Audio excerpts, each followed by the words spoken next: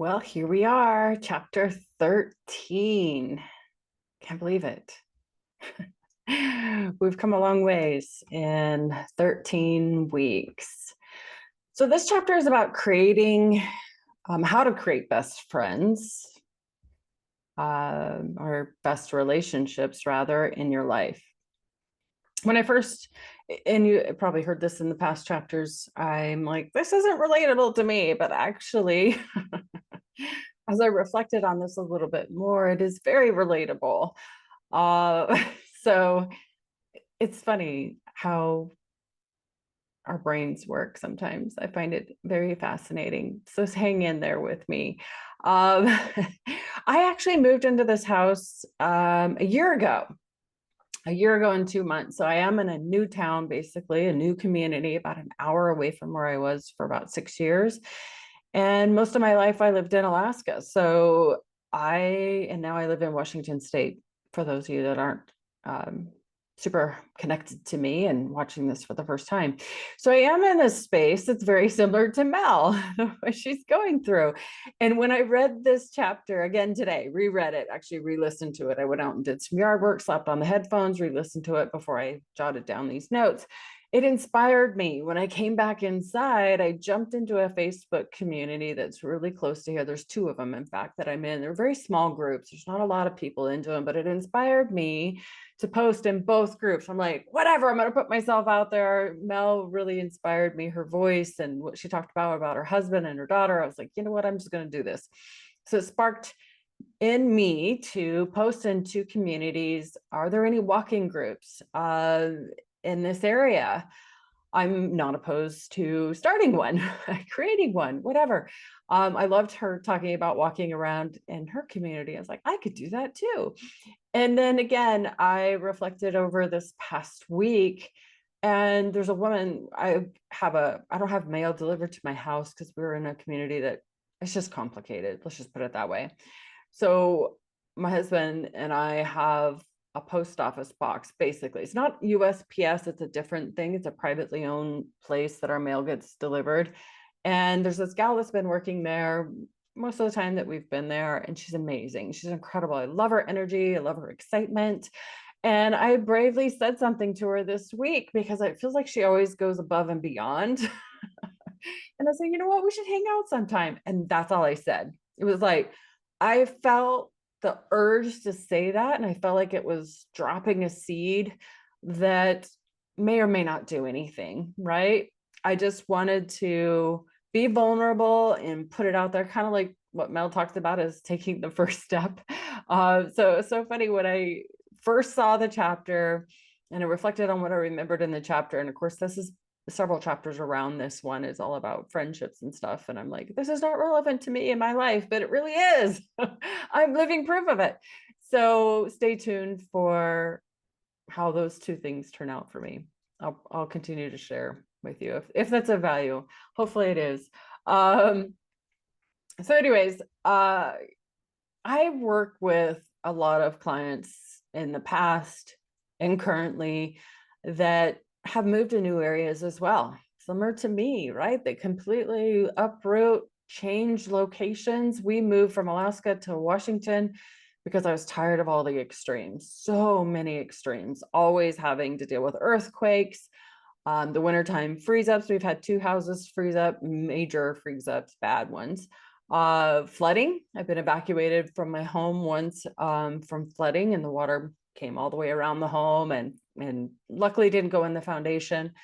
So many things, right? I won't bore you with all the details, but the thing is I work with clients past, future, and current, well, not future, past, well, probably future, in the past and current that are in this zone of what do I do? How do I make friends? And it's funny that we kind of, like Mel kind of sort of says in so many words, we can't make friends from our living room. Although I will say, I did find a website, I don't know if it's an app, that's called Rent a Friend. Don't let your mind go in the gutter. I did look into it because I had a client mention it. And what it is you can go on this website, app, whatever, and you can pay to talk to someone that has common interests, or you can be paid to speak to people that have common interests. Now, I don't know anything more than that. And so I looked at it, it looked legit. So please let me know if you guys find out otherwise. That would terrify me. But I found it fascinating that I have said, you're not going to make friends from your living room. You've got to get outside of your house, sort of similar to what Mel Robbins' mom had basically said. And what's funny is I don't know how old she is, or I'm assuming, so Mel's 51, 52. So her mom is probably 20, 30 years older than that. The advice hasn't changed. Well, maybe a little bit, right? Let me know if you guys check out Rent a Friend, how that goes. I do know that there are apps out there where you can, and I have actually gone on one years and years ago with a client that was really wanting something. They were in a young age bracket in the early 20s.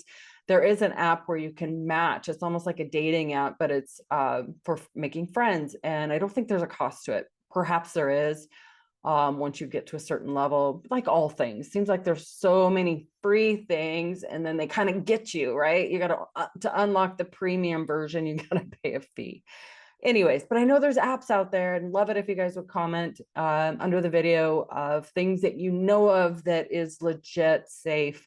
I'm sure that other people that are watching this video could benefit from it. And I'd be curious too, to pass it along to my clients that want to meet people from their living room. But I do think that we do. I love her proximity, timing, and life and energy. I love those pillars, and I too am using it in my coaching. I think that has a tremendous impact on the quality of the connections. Because if you're meeting someone from your living room, you know, how deep is that connection going to get? Although, as I say that, I remember me as a kid, what do you call those letters that you mail in the mail? Pen pals, right? Gosh, it's been so long. I had pen pals growing up. Wherever you are, I hope you're doing well. I had a few of them. And those are fun, you know, those are exciting, and that waiting for something to come in the mail and hear the response, and what's going on in their life and their world and what they're focused on. Of course, pen pals back then were same age group. Again, you know, that timing piece to the puzzle and energy, right, to put towards those letters. So, and I do know that my daughters have had friends that they've connected with on games, right? Typically those are met through school, and then they connect through the video games. But as they've grown up, I'm assuming they play with people that are random strangers. I don't know. Like, times have changed, I guess, somewhat, as I verbalize this openly with you. I'd love to hear your guys' ideas. Again, comment below how you've made connections inside of your living room and outside of your living room. Please share. I love meetup.com. I haven't done anything on meetup.com in a long time. I used to run a meetup group. I found it to be fun. Pre-COVID was so much fun. I had all kinds of cool ideas, scavenger hunts that I would create, bingos, all sorts, and then painting rocks under the shade of a tree by the river. I've done all kinds of things on meetup.com and had a blast. Met a lot of really cool people. The thing is, after COVID, I just had really poor turnout. So I had $400 a year. I just couldn't justify maintaining that cost when very low turnout would come. I dove deeper into, because I think with the proximity, timing of life, and the energy piece, I think, and I'm not sure, but I understand that I think Mel got those three pillars from the research that she did. I don't think she created those. So I did a little bit of deep diving on it to really wrap my mind around those three pillars, because I find them to be fascinating and true in my own life. And again, if I'm going to use them in coaching, I really want to understand them. So friendships, you know, needs that we have, and connection and meeting other people, how we ignite deep connectivity really take place in when we are in the same place, right? Or same culture, community, similarities. We can spontaneously meet, connect, share ideas, laughter, make experiences. So I think that's really important on the nearby piece. Again, I guess you could do that on games too. There was an app that I used to be on, it's been a while, probably 8 years, but it was Words with Friends, I think. That was fun. I really only connected with people. I don't remember how the app is set up, but I think you connect with people that you're connected to. Anyways, just thought of that. That was very random. But again, are those connections really deep, or are they just kind of like social media? I'm friends with people, but is that like a light sense of acquaintance, right? There's different categories of friends. I do believe that when we're really talking about deep heart-to-heart connections, it would need to be in the same room, the same town, the same vicinity, sharing spaces, being able to share stories, being able to hear the other person laugh and see them laugh, maybe even snort, right? Or those making noises, or I watched a video not too long ago of strange laughs that people have, and that was fascinating. Like I kind of envious of that. Like I would love to have a really strange laugh. I found that to be very contagious. I'm sure they probably have stories of being made fun of or bullied about it, but I find that interesting. I am drawn to uniqueness. But when we run into people physically, I think there's that building of trust and spontaneity, right? I mean, for me, I'm not the type of person that's going to run up to you and hug you. That's not my vibe. I'm open to it. I welcome a hug. I love hugs, but I'm not the one that's going to make that first move. Probably, maybe not. I don't know. Like, if I think about it, I guess if I've known you for a while and there's that trust, I might be the one that steps forward first and makes that, I don't know. It kind of just depends. But who loves a hug? Do you love a hug? I know I do. Emotional proximity was another pillar to the proximity piece. So emotional, you could be far apart, right? But you show up consistently. Maybe there's a pattern to showing up. Maybe you can be counted on. Maybe it's just a matter of, right, sending that red bubble on the phone, making a quick call or a quick text or an email or however you communicate. I know I don't have any apps like WhatsApp or any of those things, but maybe that's a mode or a way that you communicate with people. So that I could see that as an emotional connection, or Facebook Messenger or Instagram Messenger. Those are probably an emotional, or LinkedIn messages, like all the social platforms, right? Being able to send a message that maybe is not canned, right? It would be a message that's very personal and relatable, or something that you would only know about that person, and checking in on them and saying, hey, how's your wife doing? Or how's your husband doing? Or how's your kids doing? And checking in on an emotional level that's more than what they probably advertise on their social media, because you know them on an emotional level. So timing is the next piece, the next pillar. Timing in life, right place, right time, right phase in life, right chapter, as I like to call it, or season. Life has its stages. It has all different kinds of stages in life. Parenthood, or really when you're single, right? That's another phase or chapter. As your kids are getting raised, that's fascinating and interesting, like because of its challenges and excitement, career changes.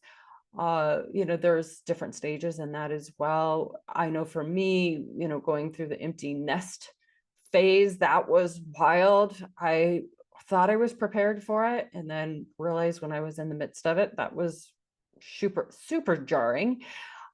Healing seasons, maybe it's healing from a broken heart, or again, changing careers. There's grief that comes with that, taking care of your aging parents.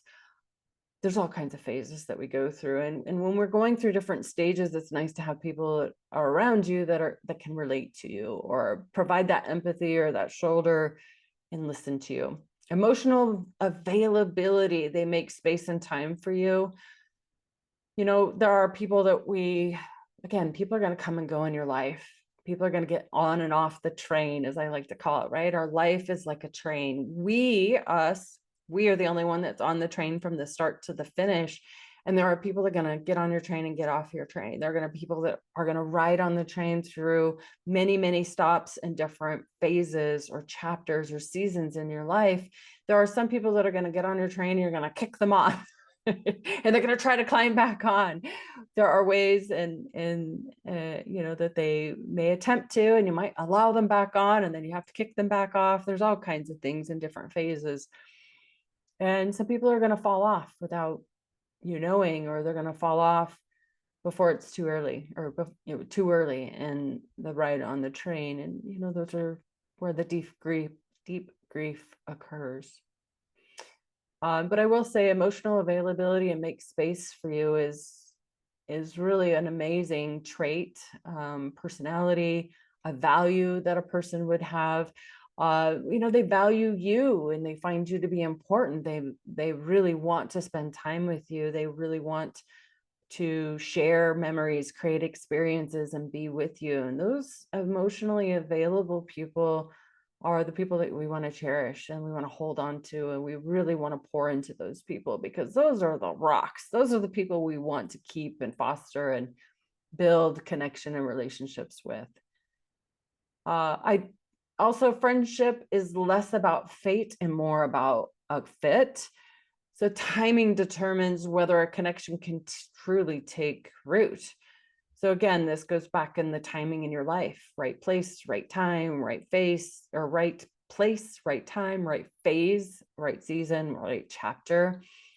It determines if it's sustainable, right? I know that I've had one relationship that I can think of really, really clearly that she's on my train, right? I feel that she's there.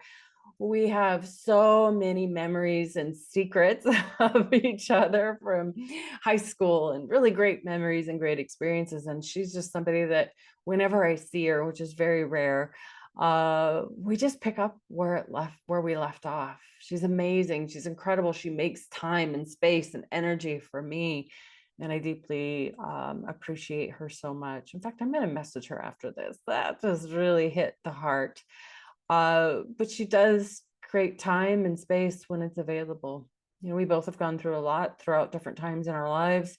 And there's also been periods and chapters where we really weren't connected. We were very going down different paths, but our paths keep crossing. So I really appreciate her.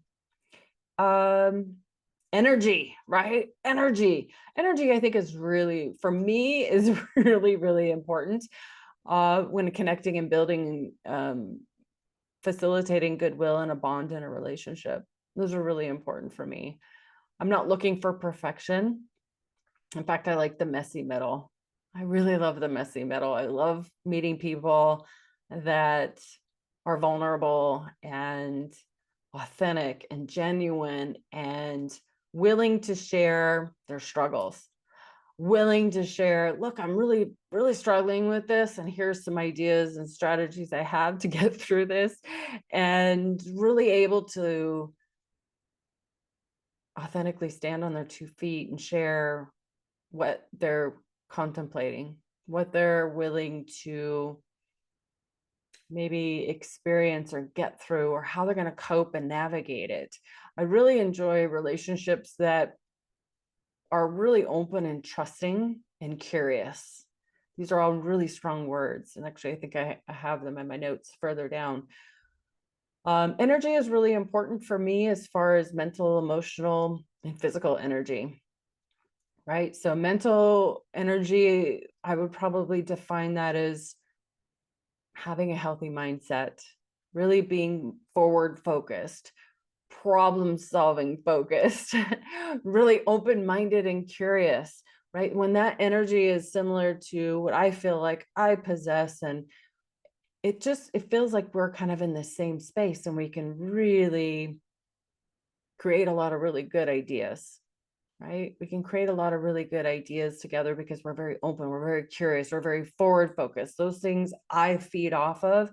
And I know in relationships, when I'm in a room with somebody that has that similar or same emotional intelligence, we can really brainstorm and be collaborative and creative together. And I love that. I love that. They don't, even if the topics are something I'm not familiar with and I haven't had any experience around, energy is just super fun. Pace, humor, depth, ability to really talk about things, hash it out in a way that feels really fun and exciting and flows really naturally. So energy and ease and comfort and flow are all really important to me. And you might have totally different words that land for you, whatever creates that aligned energy or ease or flow. I know some people really vibe off of drama. They love the drama. They love being the victim in things, and that's great.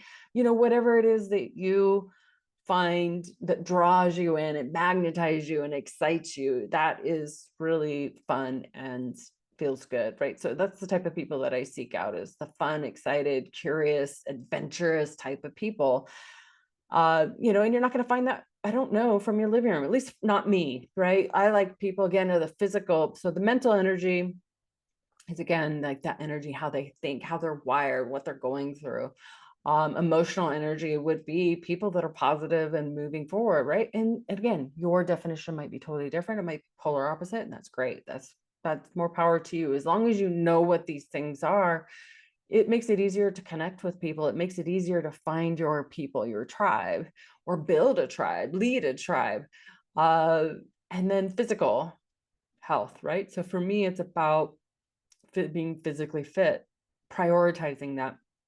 So for me, I have all the toys, the kayaks, the stand-up board, I have the bike, I have all the toys, that four-wheeler, I have all the things. I love to hike with my feet, right? I have snowshoes, I have skis, I have all the toys. I live in a place, it's amazing and incredible. I can go anywhere, right? All the roads connect, right? I can go anywhere in this country. I can go and do things.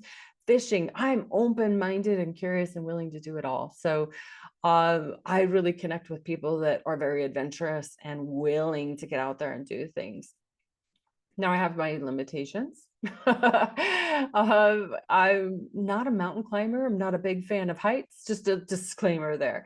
And I think that we all have that, right? We have that edge that we're like, well, we're willing to go this far, but you're not going to catch me scaling a mountain, right? That's not on my list. That's not on my bucket list. But when you know yourself really well, you can find your people. You can find those groups, those communities, those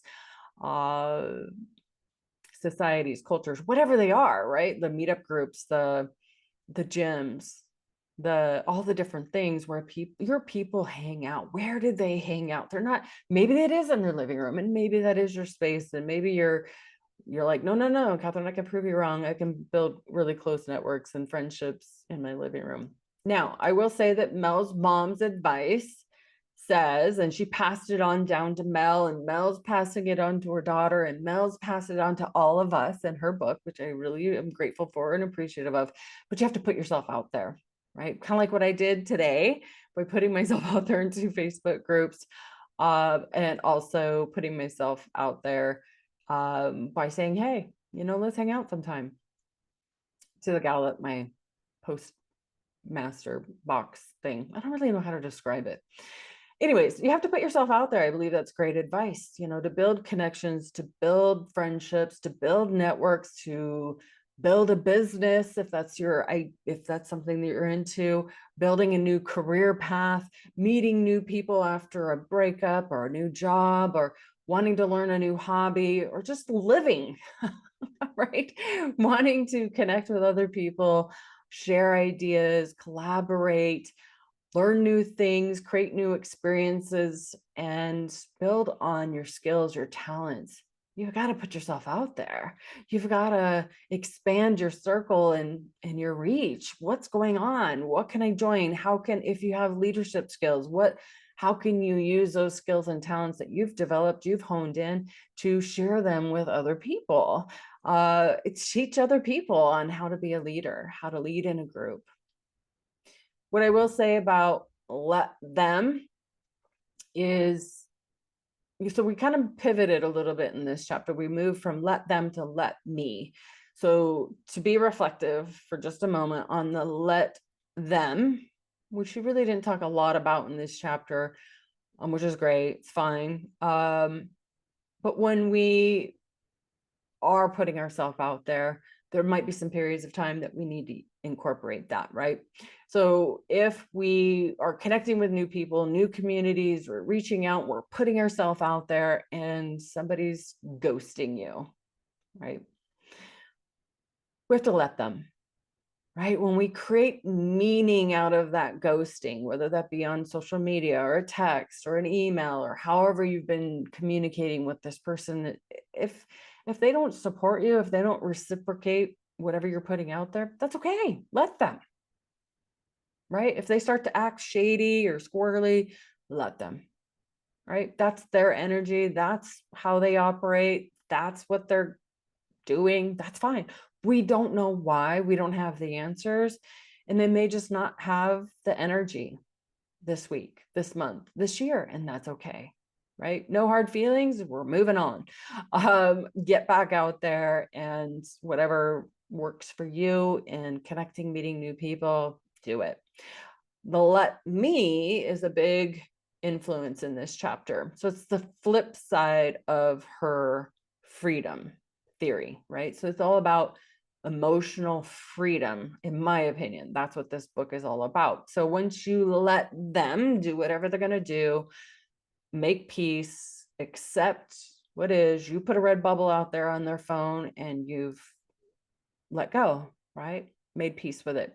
Now it's time for you to let me do what comes to my mind, what is fulfilling, nourishing, exciting for me, creating plans near and far with friends, or maybe it is solo, right? It's not, it doesn't, I know that this chapter is all about friends, and several of her past chapters are a lot about friends, but it might also be a season of doing things solo, right? Finding out what you like, what you enjoy, and giving yourself permission to just be you, right? Or giving yourself permission to join a new Facebook community or join meetup.com. Meetup.com is free for those people that just want to join groups.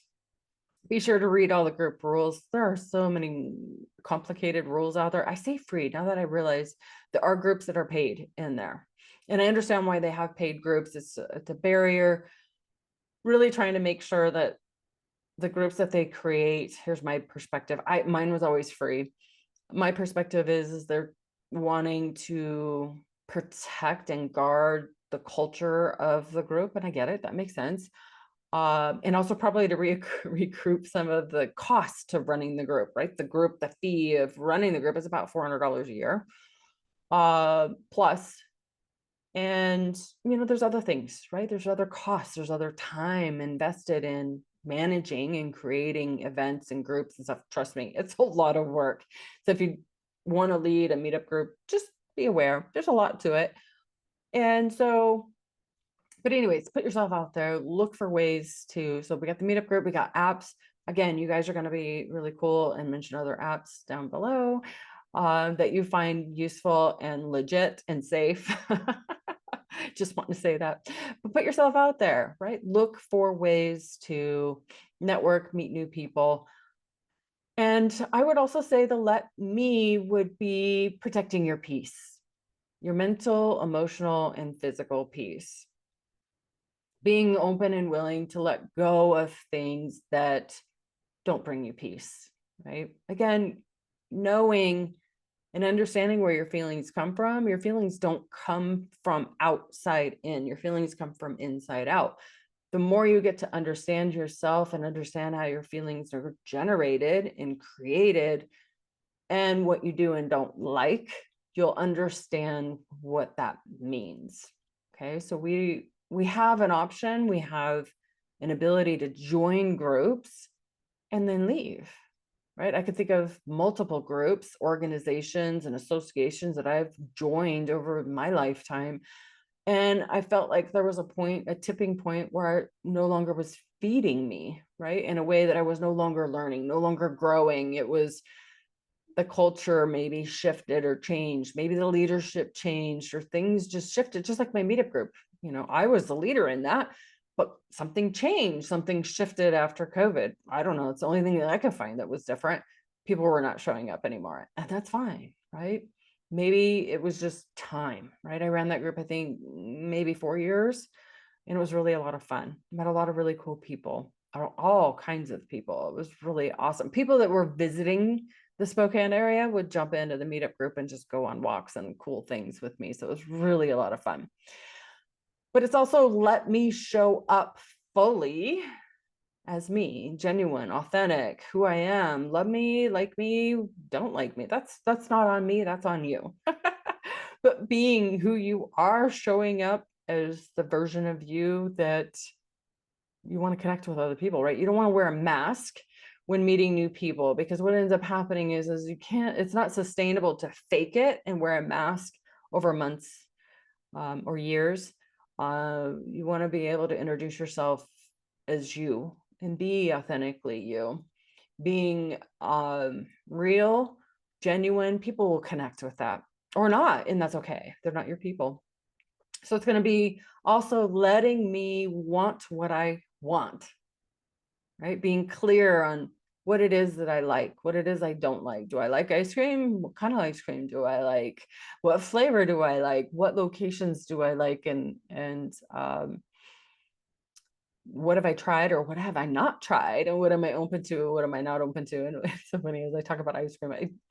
I love homemade protein ice cream. I have one of those creamy machines that, I don't know if you own one or if you heard of one, but there was like this wild craze when I think they're still at Costco. I bought mine at Costco. So I followed the craze. But I love protein ice cream. I figured out the right concoctions that get me really good ice cream and then add my flavors. And I just love protein ice cream. And in my mind, it's healthy. And so it's just a lot of fun. So if you have a creme, also comment below. Let me know what your favorite recipes are. For me, it's, a couple of my favorites is anything caramel, hands down, easy. You can simply use any protein shake. That's what I like to use, the pre-made stuff. I know it's not good for me. Don't hate on me. But it's so simple, so easy. I throw one of those in with a big scoop of Greek yogurt, freeze it, boom. That's my base. And then what I'll do is I'll throw in my favorite oat milk on top of it. And then a big, massive handful of blueberries, blend that up twice. And it's amazing. It's decadent. So that's like my go-to. So I digressed a little bit. So anyway, creme fans out there, see, we're going to connect through this, right? This recording on either YouTube or my website. I post them on Julie on both. But anyway, so I digress. I must be hungry right now. I'm talking about food.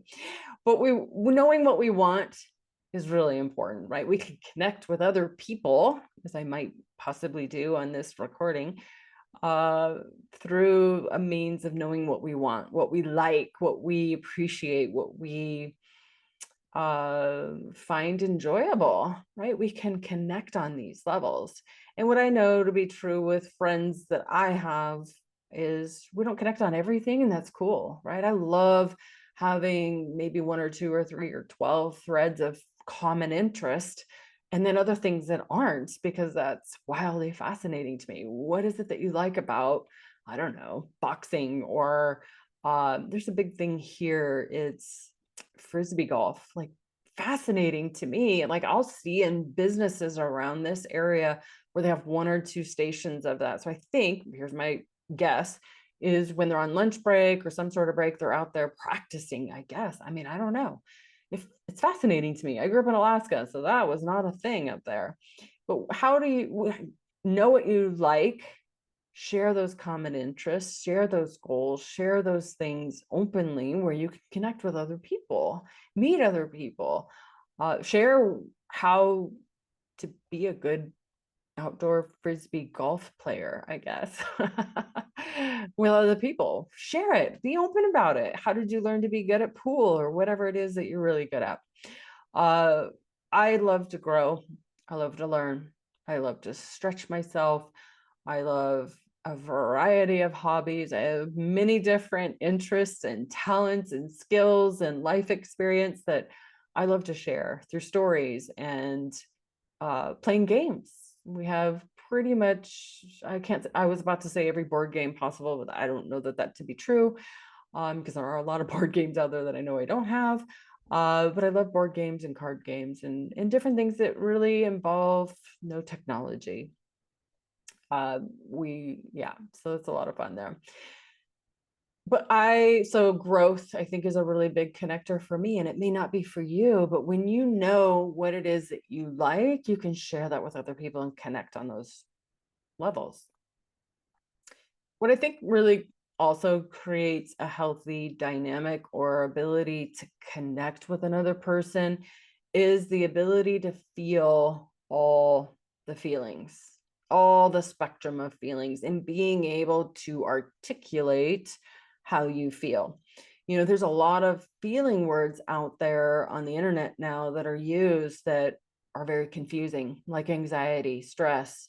Those are two that I can think of right now because those are used so much on the internet. But when we use the feeling words as being able to describe them to a degree that another person can understand what it is that you're feeling so that you become more relatable, right? So it's just saying sad, I feel sad. Well, what does that mean, right? So if I feel sad, I can further articulate it and describe it to someone that I trust, that I have a connection with, and describe what it means to me in this moment in a way that they can maybe relate to it or understand that I feel sad and whatever else is underneath that, right? Because when we use the word anxiety has so many different meanings, from good to bad. So simple words to say, oh, I feel anxious today. What does that mean? Share with me what that means for you. And I also believe that we can feel all the feelings and be able to move through them, navigate through them without depending on our friends to manage our feelings, right? It's healthily being able to move through sadness. Let's just use sadness to being at least neutral, because friends typically want to support you and help you move through your feelings, but they don't want that to be a codependent situation. That can be very draining, right? If you see your phone ring and you're like, oh, that's that friend that needs me to pull them out of the gutter every week or every once a month or whatever, that's draining on a relationship. So you want to be that friend that says, hey, do you have time to talk? And sure, I would be excited to talk to you if I know you're the type of person that just wants to vocalize how you're moving from sad to maybe neutral, right? If you just need a sounding board and you just need someone to listen, great, I'm your friend.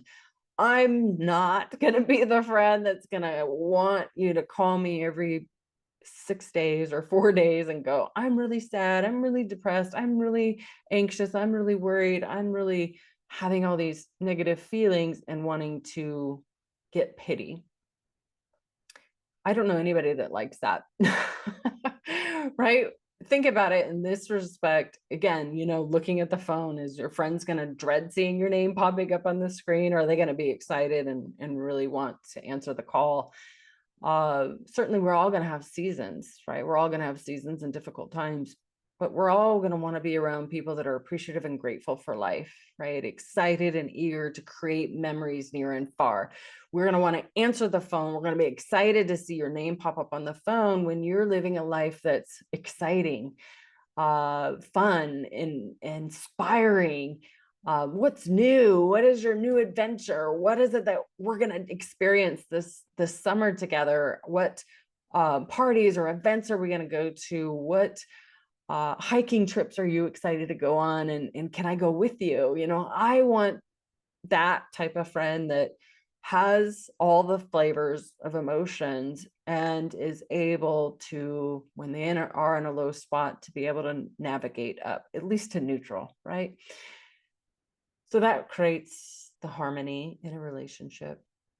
people that are relatable and easy to create friendships with can move on, right? They're able to adapt, pivot, adjust, make peace with acceptance, with the crappy things that happen in life, right? Things that we really don't expect, right? The things that happen in life that we may not be thrilled about, and they happen, right? But they're able to make peace. They're able to pivot, adjust, adapt. I think of like a chameleon, right? Those are really cool friends that, bounce back up, right? They're Teflon proof. Things slide off their back.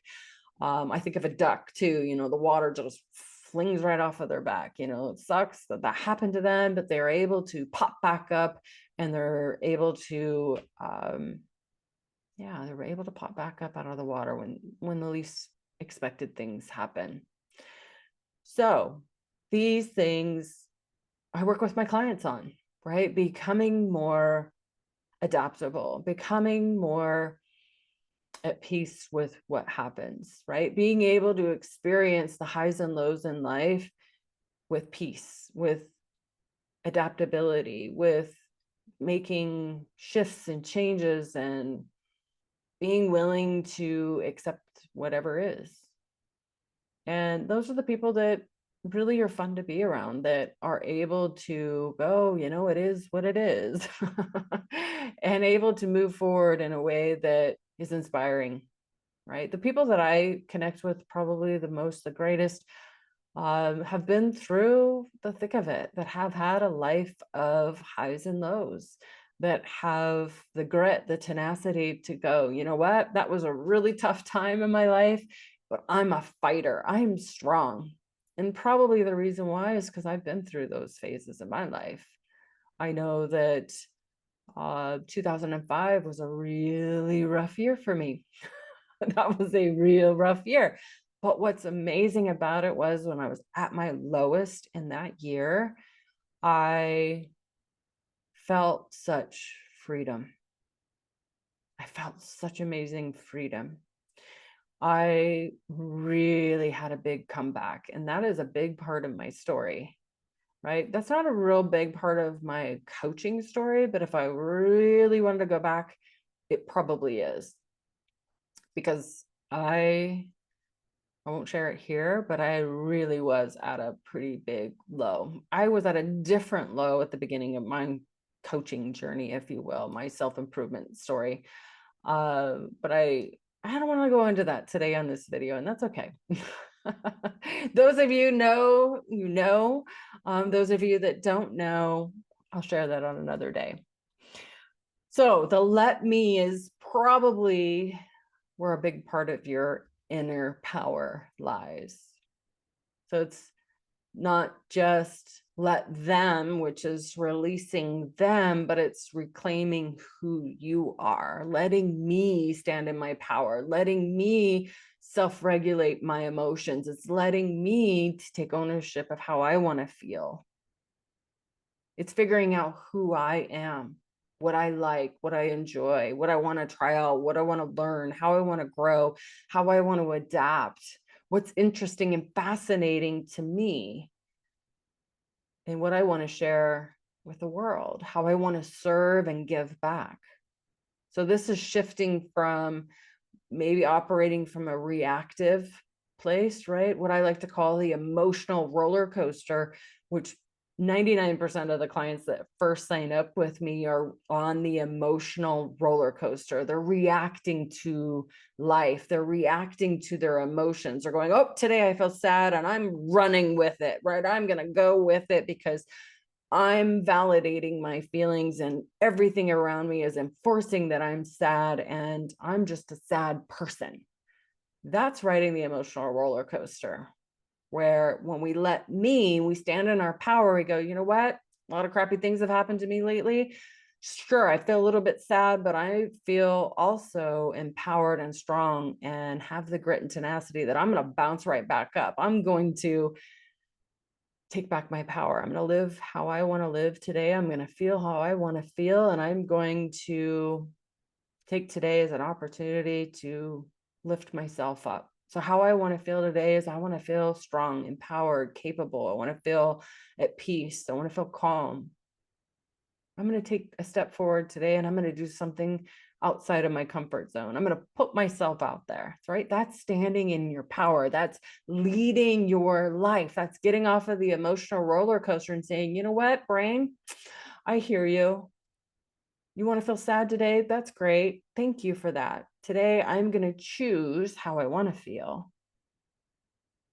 Today, I'm going to choose to get off of this emotional roller coaster, and life might be happening. Life might be not going the direction that I want to go, but today I'm going to choose how I want to feel. I'm going to choose to stand on my 2 feet, and I'm going to shift the direction of how I feel.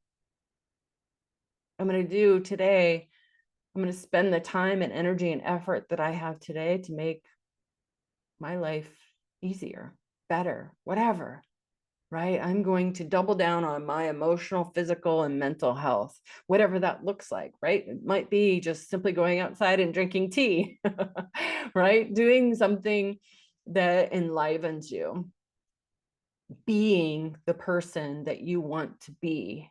It's really, I guess it's less about doing and it's learning who you are being, right? It's that internal, who am I? Who am I being? What are the thoughts that feed the feeling that I want to feel today and the rest of my life? So it's living emotionally free. It's living authentically how you want to live. So it's the combination of the let them and the let me. It creates that mindset, that strong, Teflon proof mindset that builds emotional independence, emotional leadership, emotional freedom. It's giving yourself the light switch of how you want to feel back in your hand. So I, again, want to reiterate, I love her tips on getting out there. Again, you can probably do it from your living room. Please prove me that I'm wrong. Prove to her that that she's wrong as well, because I feel like she's kind of pointing to that too, is, getting out there, knocking on doors. That terrifies me. Please don't knock on my door. But I also love the fact of complimenting people, right? Be authentic and genuine. Don't make something up. But you see somebody's really cool purse or shoes or outfit or dog or car or whatever, like, cool, I like that. I love your style. Simple. Compliment people. Curiosity, she uses that a lot in this chapter. And I think I'm jumping ahead a little bit, but I think that's going to be my word next year. It's curiosity. I love curiosity. I use it a lot in my coaching. Being curious really opens up your mind, your quiet mind, right? Busy mind, you're not able to be curious. It's usually very pressure. It's very busy. It's very comparison. It's very busy, right? It's cluttered. It's congested. There's a lot going on. There's a lot of thinking about the future and thinking about the past. There's a lot of confusion going on in a busy mind, but in a curious, quiet mind, I think of a 6-year-old child. It's very innovative. It's very creative. It's very spontaneous. It's very exciting. It's very fun. Love to hear your words. What does curious mean to you? I love being curious. So smiling and saying hello, which really means coming off of autopilot. I can't tell you how many people I see at the gym or at where I get my mail or at the grocery store that they're just on autopilot. You can just see they're glazed over. They're in a busy mind. They're thinking about the past, the future, the past, the future. They're not present in the moment. It really takes coming off of autopilot and really genuinely saying, wow, I really love your style. I love what your outfit or your shoes or your dog or your car. What an amazing day it is today. I hope you have a great day today. It's really coming up with 1 or 2 or 3 things that you can say that's off the normal. How are you doing today? That's autopilot. And you can do that. Like, if that's your comfort zone and that's as far as you're willing to go, please do it. but come up with one thing that's unique or different that you normally don't hear. One of the ones that I love to do, and I haven't done it in a while, so I'm glad that this is coming up, is, on a scale of 1 to 10, how happy are you? People are usually like, what? On a scale of 1 to 10, how happy are you? And hands down, all the people that I've asked usually say 6 to 10. And I'll be like, wow, that's awesome. What's your secret? And people will share the most cool stories. Like I have asked that of all sorts of people, all walks of life, from the homeless to the wealthy, and you'd be amazed at what stories they come up with. I love it. Steal it. Do things without expectation, right? Give things, share ideas, share your value, share your talent, share your skills, share with other people what you know. Share without expectations. To me, I believe isolation is a form of torture. You know that they put people that are on death row in isolation. You realize that when we were in lockdown, isolation drove people crazy. So isolation is a form of torture. And a lot of people that I first start working with and coaching that are like, I need to put myself out there more. I should put myself out there more. I want to put myself out there more. I need to make more friends. I need to be more blah, blah, blah, right? Needs, shoulds, have to's, all this language, which create pressure, which often leads them to more isolation, to less putting themselves out there, which paradoxically keeps giving them more of what they don't want. Language is power. So notice your language. If you don't know what I'm talking about, that's what coaches do. That's what life coaches do. They're, at least in my training and my understanding and my belief work and my thought work and language work, it's really a window into your brain. It's a window into what's processing in your non-conscious mind. So having someone non-biased like me that listens to your language helps you understand yourself better, takes you off of autopilot and opens up your mind and allows you to see what's keeping you stuck, see the barriers, see the challenges, see what's stopping you from having the life that you envision, the life that you dream of.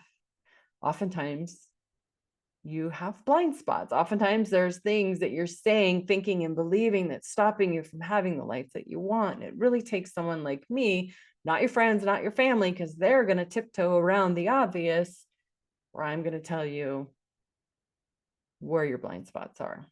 I'm going to support you, nudge you, and help you create a life that you love, help you rewire your brain and your mind to work for you rather than against you. The more that you react from fear, stress, anxiety, worry, the greater and the bigger it gets, the more it grabs you, the more it holds you down, and it compounds. What I do know, and I do believe that she's pointing to in this chapter, is friends enrich our lives. Friends create fun, amazing, incredible memories, oftentimes laughter, joy, shared experiences, the good and the bad. They also enrich our lives in helping us create more adventure, excitement, whatever that is, whatever that definition is for you. So remain flexible, agile, adaptable, free-flowing, and curious, right? Or whatever words float your boat, whatever gives you excitement and joy and taps into that creative place. Put a red bubble on somebody's phone today, right? And if you're not sure what I mean by that, because you may not have red bubbles on your phone. If you have an Apple phone, you know what I mean. All my notifications are off, so I have no red bubbles. I don't want red bubbles on my phone, but a red bubble is a notification, right? Someone called you, someone texted you, someone messaged you. So create a red bubble on somebody's phone, right? Create important dates on your calendar, whatever that is for you. Me, I live by my Google Calendar. It tells me and reminds me of all the important dates and times of things that are going on in my world, in my relationships, in my networks. Put a red bubble on people's phones. If you don't have said systems, create one, right? Go back to the old way of doing things, or, by paper. I don't know, whatever works for you. So I will leave this last message for you. I have worked with a lot of people over the years, and I would say even before coaching, right? I feel like I was a different kind of coach prior to being a coach. I mentored and taught and trained and worked with a lot of different people over the years. And there's been a lot of people that I've met over the years that are entrenched in their circles, right? Friends, families that create a lot of pressure, a lot of obligation, a lot of expectations, a lot of pressure. Let's just leave it at that. And I find that when I work with individuals that come to me that are really locked into this dynamic that keeps them from living, that prevents them from experiencing the world, when they break free from the grasps of these, maybe they were born into it, maybe they were, again, like friends or family or a town, once they break free from the grips of these circles and bravely take action and spread their wings and leave the nest or leave that community or leave that culture or leave that area, leave that town, maybe the state, maybe it's even a country, that they really start living, right? They get to see that what they were inoculated to or what they were exposed to wasn't the only way, that there's other cultures, there's other religions, that there's other political findings or whatever. There's all kinds of things out there that when you break free and you open your mind and you're curious how other people do things, how they cook, how they live, how they generate income, how they trade services, how they experience different things, and really get out and see that there's an infinite number of ways of living, that it really expands their mind, and they start to really understand themselves and what they like, what they don't like, what they enjoy, what they don't enjoy. And they really start to develop a peace of mind, fulfillment, and meaning, and a purpose from really leaving that comfort zone that they knew, right? And it does take bravery to go and do something that's unfamiliar and leave the compounds or confines of what you know. But if you're feeling like you're not growing, you feel suffocated, and you feel like you're in a box, there's so much more out there. There's a lot of opportunities that would be available to you if you look for them, right? There's farms, there's communities, there's different places out there that would house you, feed you, and take care of you at a level that all they're really looking for is labor, right? So if you're healthy of mind and body and you're able to do things, have talents, have skills, have knowledge, or just two working hands and two working feet, like, they're willing to take you in trade for your time, your effort.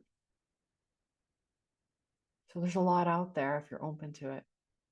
Anyways, I thought I would share that. Would love to hear from you guys, your comments, your feedback, what your come from is, or any insights that you got from this video. Didn't have anybody show up live today, and that's fine. That's great. Everybody was really busy this week and had a lot going on. So I will see you next week on chapter 14. Anyways, have a good night, guys. See you next week.